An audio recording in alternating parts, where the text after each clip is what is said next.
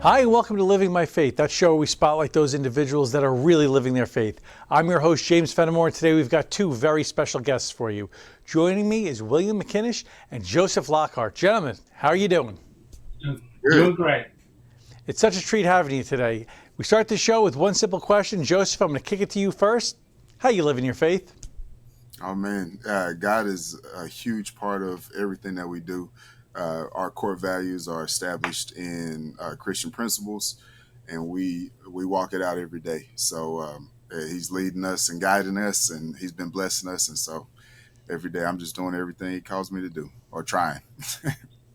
Love that. I love obedience is such a big part of this walk, and sometimes it's a little easier said than done. So I appreciate you giving us that wisdom there, Joseph. And William, I'd like to go to you now. You got the cheat code. You know the question that's coming. William, how are you living your faith? Well, I'm a pastor of a small senior church. We also have a Down syndrome and autistic school on property. I'm also a public school teacher.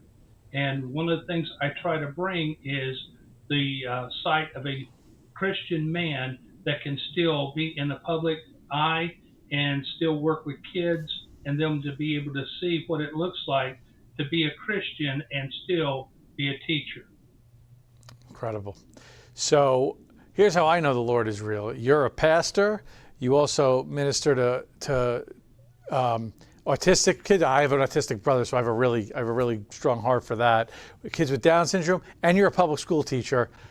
The Lord definitely gives you some strength and energy, because that sounds exhausting to me. So God bless you, brother. I really appreciate all the work you're doing. Now, you mentioned, earlier before this call that you were doing a lot of work to get the gospel into the classroom. Can you speak to that a little bit? Yes. As you know, you can't bring Christianity and the teaching of the word into a classroom. So the best I can do is they see the Bible on my desk. I show a strong Christian and the ethics of being a Christian in the classroom so that they have an example to go by. Um, there is a little side thing on that. Unless they ask me a question, they ask me a specific question, then I can answer their question.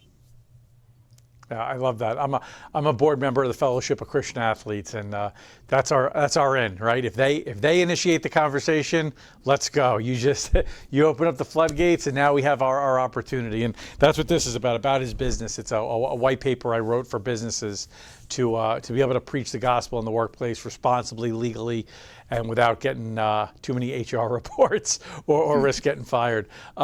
Joseph, you're talking about obedience. Is there anything you want to add on to that for our audience today? Yeah. When we started our business, I was actually in sales. I was making a good amount of money. Everything was working well, and I was going to transition into a financial advisor position. And our company was about to shut down. I was working for. Everything was it seemed like it was lining up perfectly. I was going to go right into what I was wanting to do.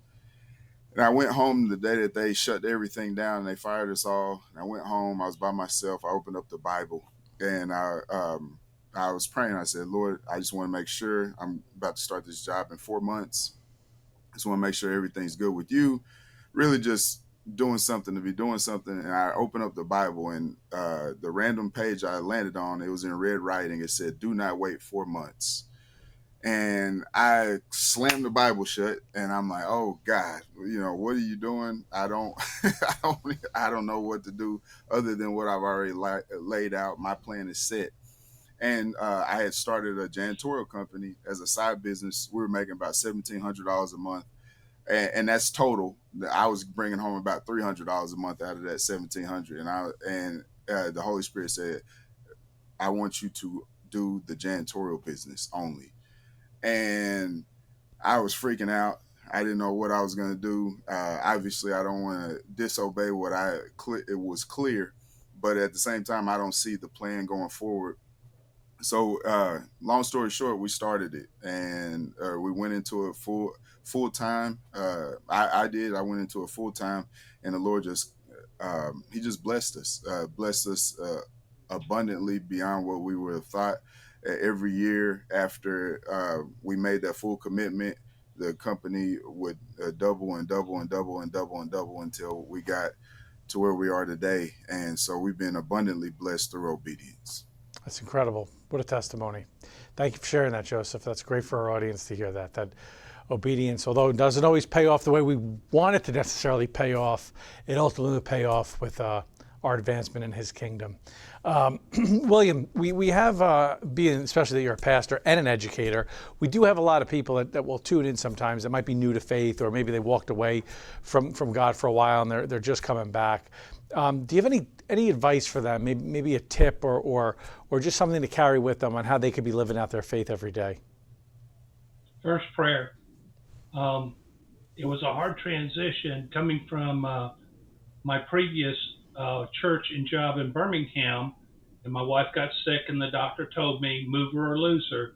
And we just came where the doctor wanted her to be, and God just started opening up doors. Sometimes it's easy to be discouraged by your circumstances, and you lose sight that your power, your strength comes from the Holy Spirit, and that comes from prayer. And asking God what he wants you to do is more important than what you want to do. If you look toward him and you ask him and you talk to him, he will show you, he will open the doors for you. Even if everything's falling apart, he can open doors, and that's what he's done. Nothing that I've done here with my church, the program, the success of the kids, none of that was me. All that was the Lord opening doors, putting me where he wants me to be, giving me the opportunities. So you've got to depend on the Lord first, and everything starts with you being on your knees in prayer and asking, what should I do? Incredible. Thank you so much for sharing that. Joseph, William, I can't thank you enough for joining me today. This has been such a treat.